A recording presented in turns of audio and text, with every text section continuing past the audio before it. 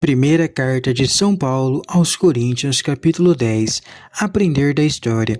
Irmãos, não quero que vocês ignorem uma coisa. Todos os nossos antepassados estiveram sob a nuvem, todos atravessaram o mar, e na nuvem e no mar, todos receberam um batismo que os ligava a Moisés. Todos comeram o mesmo alimento espiritual e todos beberam a mesma bebida espiritual, pois bebiam de uma rocha espiritual que o acompanhava, e essa rocha era Cristo. Apesar disso, a maioria deles não agradou a Deus e caíram mortos no deserto.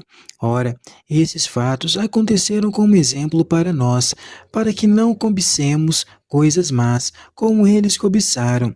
Não se tornem idolatras, como alguns deles, conforme está na Escritura. O povo sentou-se para comer e beber, depois se levantaram para se divertir. Nem nos entregamos à imoralidade, como alguns deles se entregaram, de modo que num só dia morreram 23.000. Não tentamos ao Senhor, como alguns deles tentaram, e morreram vitimados pelas serpentes. Não murmurem, como alguns deles murmuraram, e pereceram em mãos do anjo exterminador. Tais coisas aconteceram a eles como exemplo, e foram escritas para nossa instrução, a nós que vivemos no fim dos tempos. Portanto, aquele que julga estar em pé, tome cuidado para não cair. Vocês não foram tentados além do que podiam suportar, porque Deus é fiel e não permitirá que sejam tentados acima das forças que vocês têm. Junto com a tentação, Ele dará a vocês os meios de sair dela e a força para suportá-la. Não pactuar com a idolatria. Por isso, amados, fujam da idolatria. Falo a vocês como a pessoas sensatas. Julguem vocês mesmos o que estou dizendo. O cálice da bênção que nós abençoamos não é comunhão com o sangue de Cristo?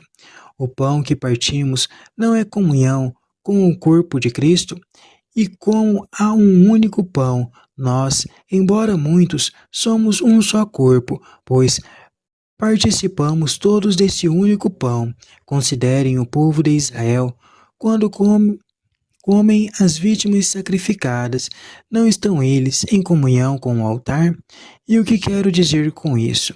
Que a carne sacrificada aos ídolos sejam alguma coisa, ou que os próprios ídolos sejam alguma coisa? Não.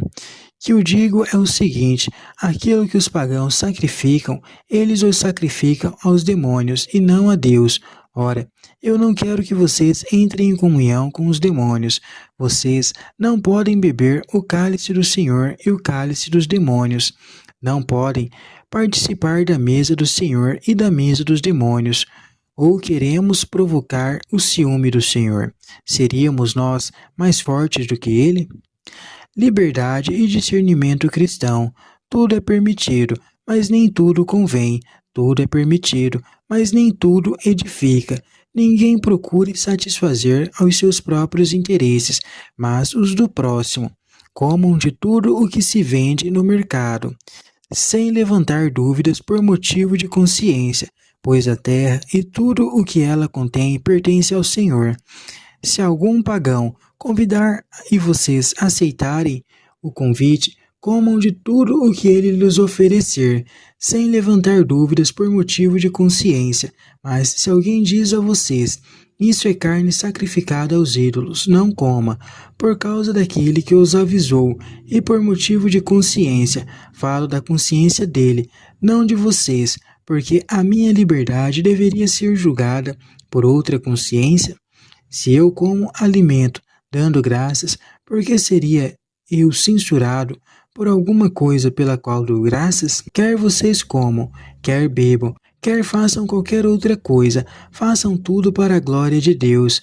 Não se torne ocasião de escândalo, nem para judeus, nem para gregos, nem para a igreja de Deus. Façam como eu, que me esforço para agradar a todos em todas as coisas, não procurando os meus interesses pessoais, mas o interesse do maior número de pessoas, a fim de que sejam salvas. Atos dos Apóstolos, mostrando que a história é um exemplo e instrução para a comunidade cristã, que vive a etapa final dessa mesma história. Segundo tradições dos rabinos, a rocha golpeada por Moisés, seguida dos hebreus para providenciar-lhes água.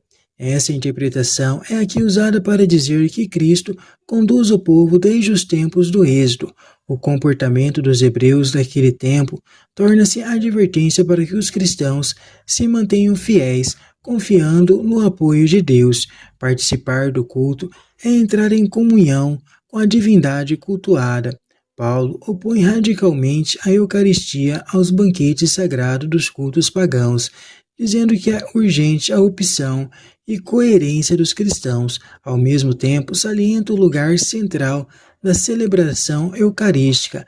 A Eucaristia expressa e cria a unidade do corpo de Cristo, que é a Igreja. A interpretação individualista da liberdade não é cristã.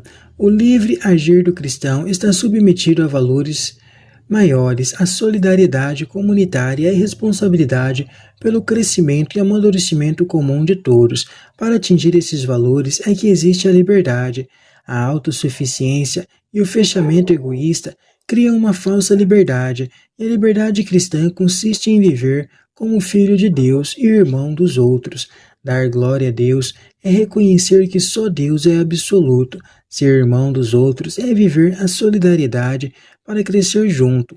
Paulo se apresenta como um modelo a imitar, pois tem consciência de ser o evangelho vivo, isto é, de viver na sua vida o próprio comportamento de Jesus.